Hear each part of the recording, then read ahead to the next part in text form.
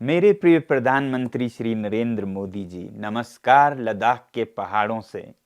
यूँ तो मैं समय समय पर आपसे लद्दाख की मन की बात सुनाने के लिए आता रहा हूँ।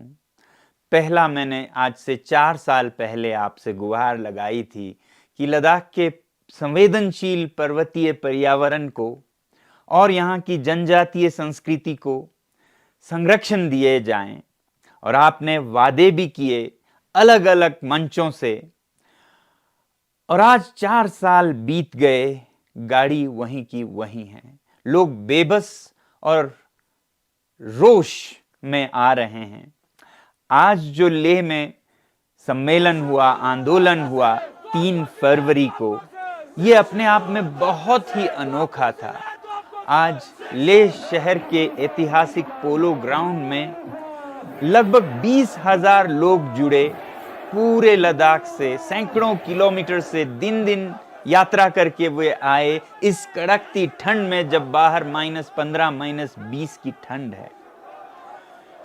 ये जो संख्या मैंने बताई, ये बहुत अनोखा है छोटे से प्रदेश लद्दाख के लिए, जहां की जनसंख्या ही 2-3 लाख है। अगर यही अनुपात देखें, जो कि लेह का 20% जनसंख्या थी, वो दिल्ली में देखा जाए तो ये लगभग 60 लाख लोगों के दिल्ली में जमा होने के बराबर था। और यहाँ से लोगों ने मिलकर गुहार लगाई कि आप इस पर फिर दोबारा ध्यान दें। मैंने भी आज इस आंदोलन में आपको संबोधित किया कुछ इस तरह। भारत माता की, भारत माता की, भारत माता की।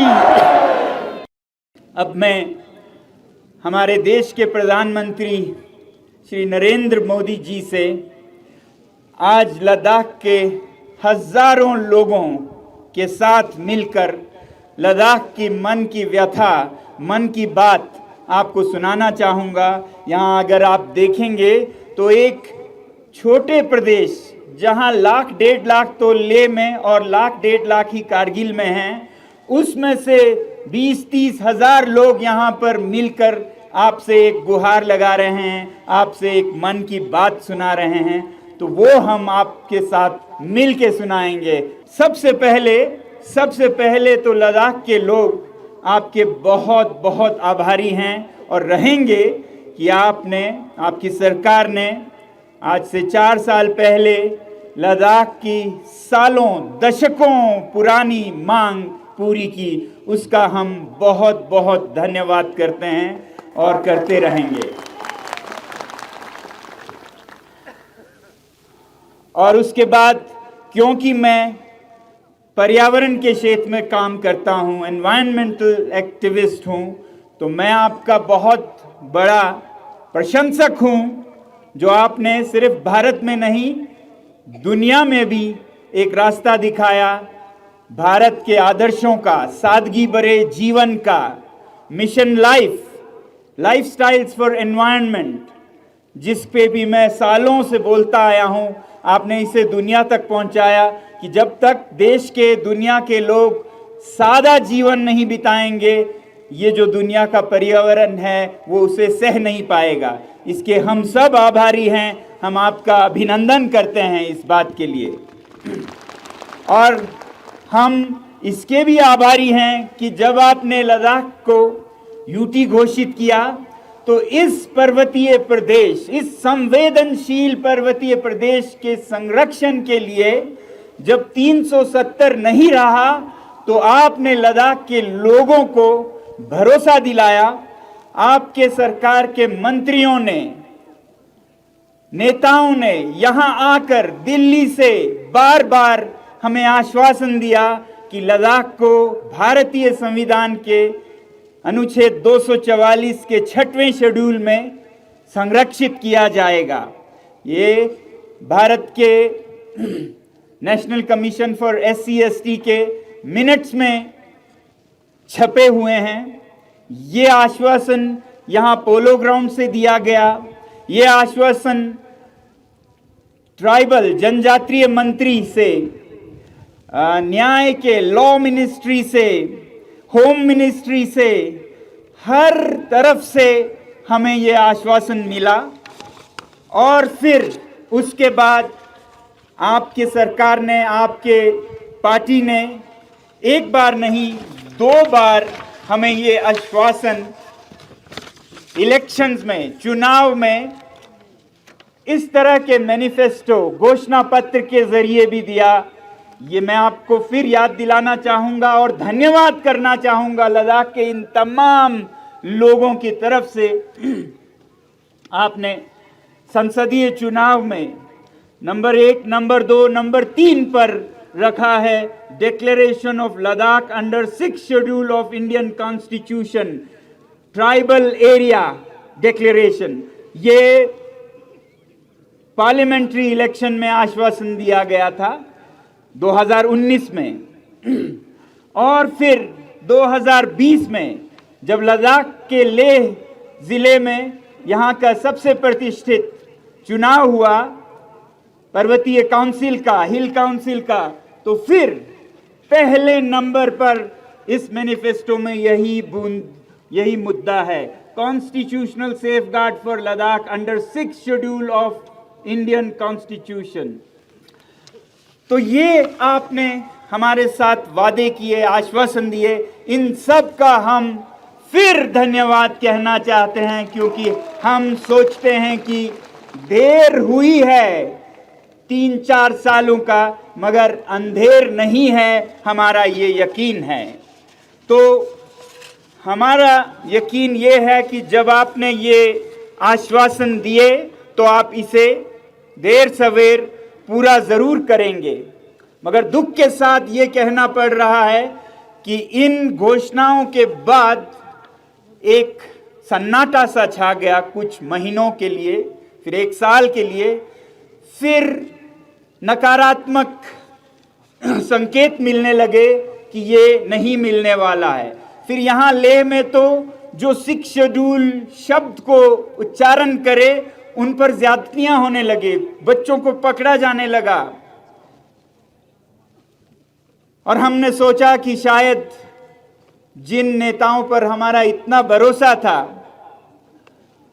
वो नहीं रहा। फिर हाल के महीनों में हमें ये पता चला कि ऐसा भी नहीं है। केंद्र सरकार में केंद्र के नेता, मंत्री, गृह मंत्री सब लद्दाख के हितैषी हैं, भला चाहते हैं, देना चाहते हैं।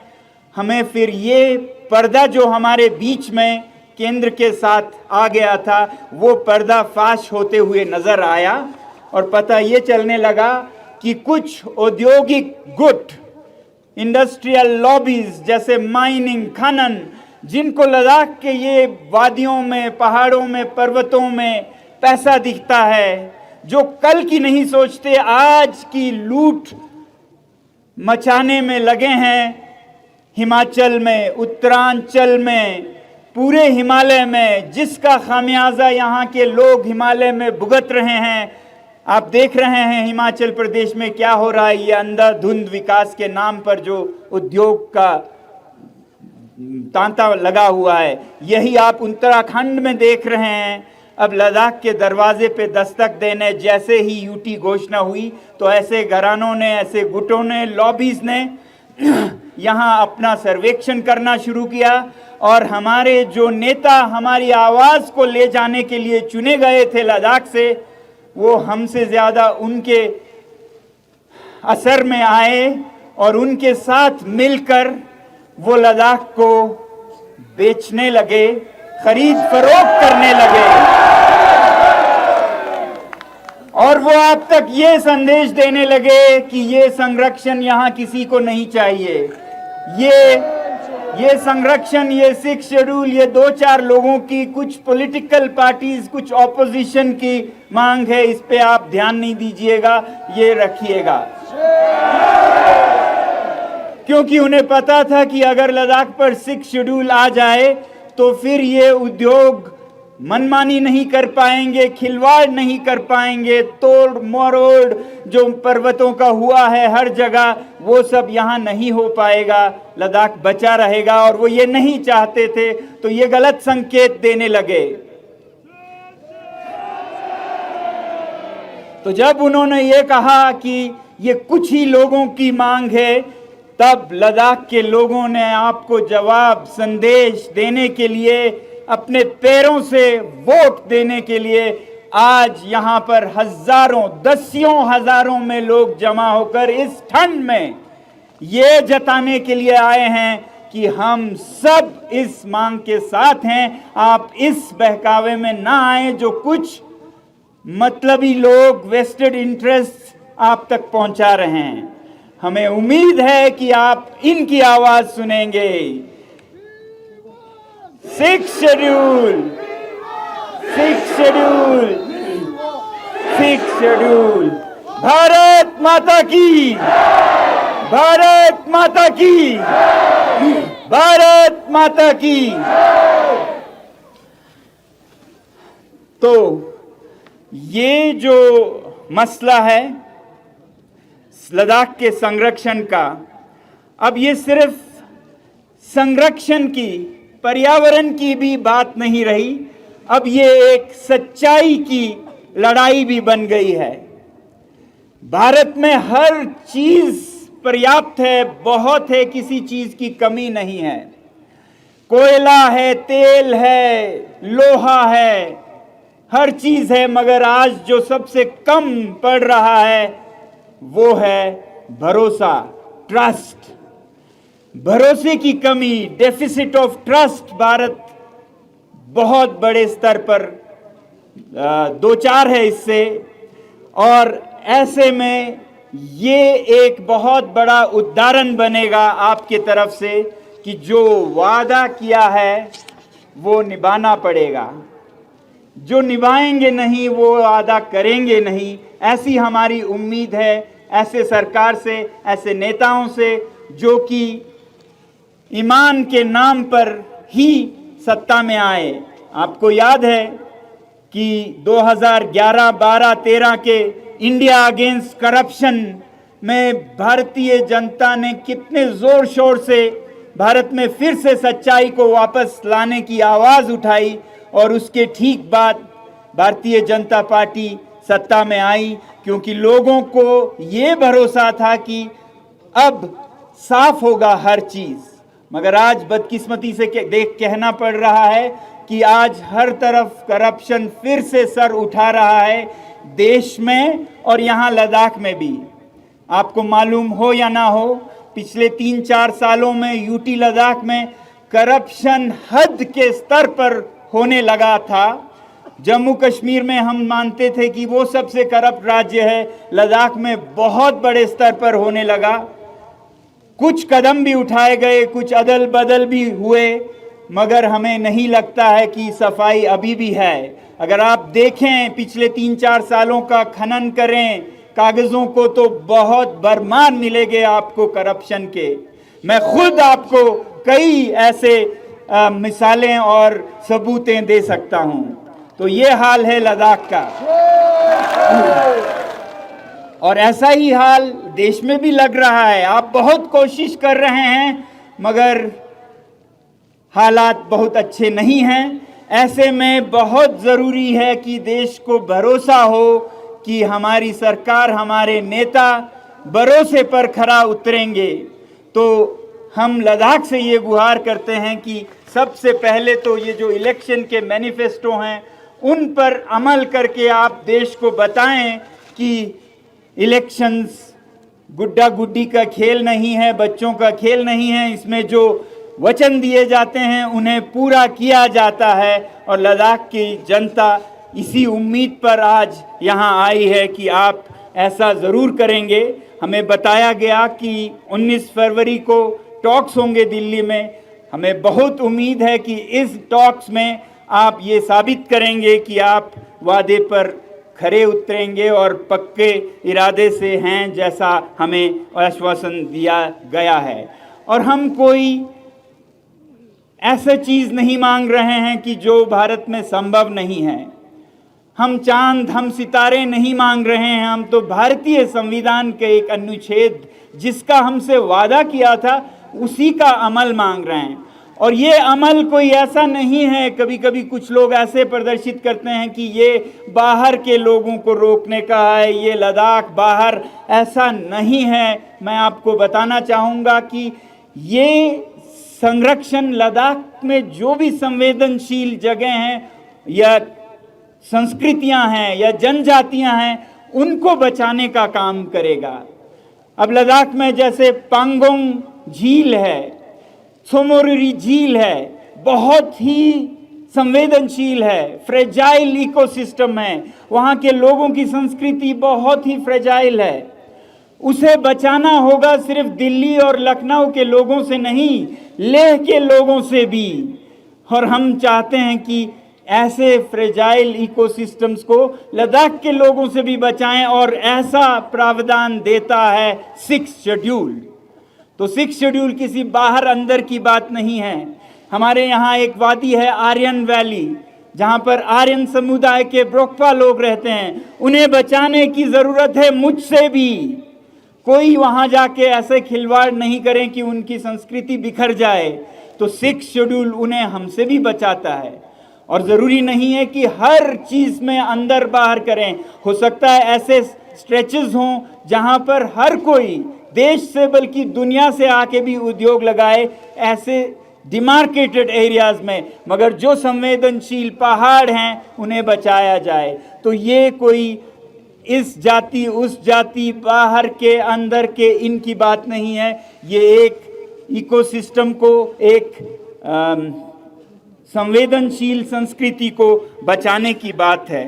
तो हम आपसे यही उम्मीद करेंगे आखिर में कि इन सब बातों को ध्यान में रखते हुए, जो कि ध्यान में पहले से ही रखा गया था, इसीलिए ये वादे हुए थे लद्दाख के लोगों के साथ, आप जल्द ही जल्द न सिर्फ लद्दाख को बल्कि पूरे भारत को ये फिर एक भरोसा, एक आश्वासन, एक उम्मीद जगाएंगे कि देश में अभी भी वचन, सच्चाई जिंदा है।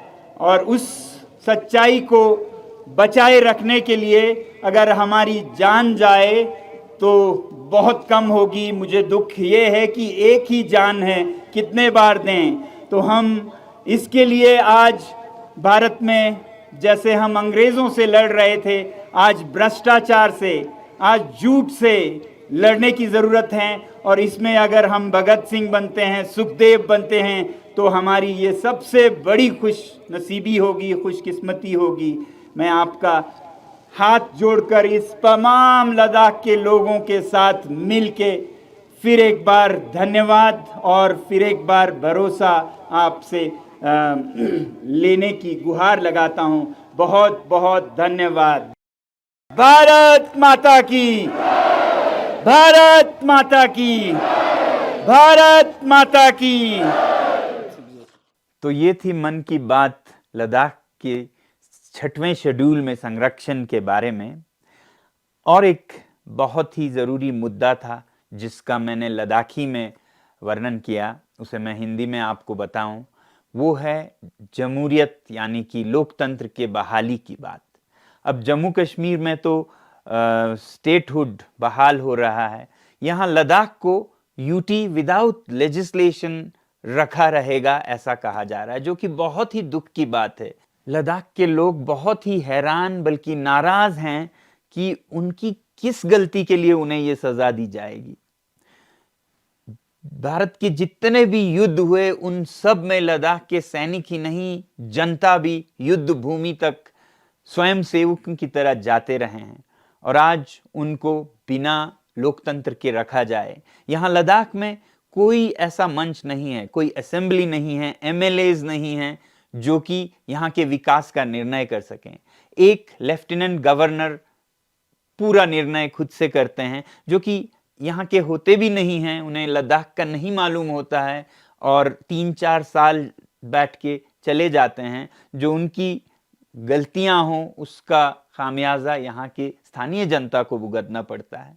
तो ऐसा भारत में लगभग कहीं नहीं है कि लोगों की कोई मंशा रखने का मंच ही ना हो। तो हमें उम्मीद है कि इस मांग को भी आप पूरा करेंगे और लद्दाख को या तो स्टेटहुड या यूटी विद लेजिस्लेशन आप जम्मू कश्मीर की तरह ही जल्द घोषित करेंगे। इन्हीं मांगों के लिए आज के दिन से फरवरी 3 से यहाँ बहुत से लोग अनशन पर बैठने वाले थे, जिनमें मैं 21 दिन के अनशन पर बैठने वाला था, मगर हमें बताया गया कि सरकार से, गृह मंत्रालय से 19 फरवरी को बातचीत के लिए हमारे नेताओं को बुलाया गया है।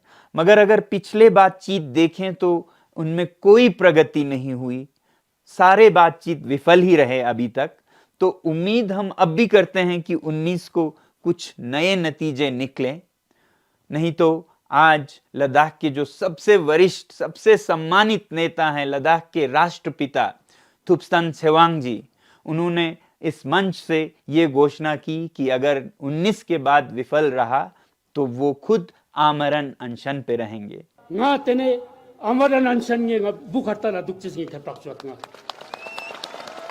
और उनके साथ, हमारे साथ सैकड़ों लोग अनशन पे सर्दियों के ठंड में बाहर रहेंगे, आपका ध्यान आकर्षित करने के लिए कि कहीं आप हमारी मजबूरी को समझेंगे और समझेंगे कि ये मांग 2-4 लोगों की नहीं है बल्कि पूरे लद्दाख की है, जैसा कि आप इस संख्या से देख रहे हैं। तो हमारी पूरी उम्मीद है कि ये जो वचन हमें मिले थे कई साल पहले, कई बार उन पर अमल होगा और हमारा भरोसा सत्य और वचन पर फिर एक बार बनेगा और हम ऐसे ही खुशहाल लद्दाख और खुशहाल भारत की कामना करते हैं। आपका बहुत बहुत धन्यवाद।